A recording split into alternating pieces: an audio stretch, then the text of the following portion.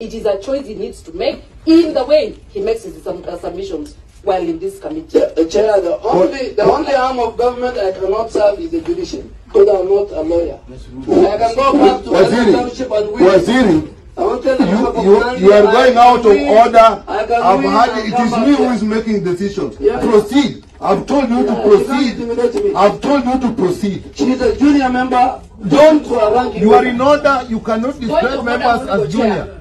Point of order, Honorable Chair. I do not feel safe right now in the presence of the Honorable CS, who keeps imputing improper motive on my term, whether first or fifth, it does not matter. I am here legitimately, and he cannot continue taking swipes on me. Remember, the minister is out of order, and we asked him to proceed. We have taken note.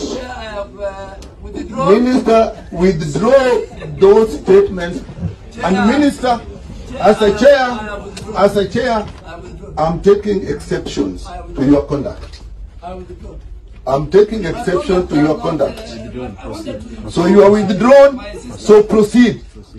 You are withdrawn, proceed. There's nothing you're informing anybody's sister about. Yeah, let me go. But I'm also the Minister for Health for Nandi County. Yeah. When the problem, I'll go there. Proceed. Those diversions hurt Kenyans.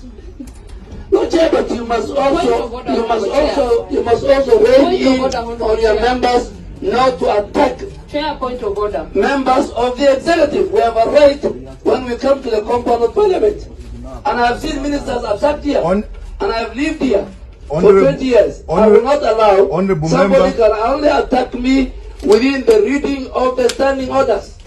Nobody can bully me, particularly when you are conflicted, when you have facilities. And some of the members of this committee have facilities. If you want me to name them, I will name them and I'll give it to you. And they will not be this committee.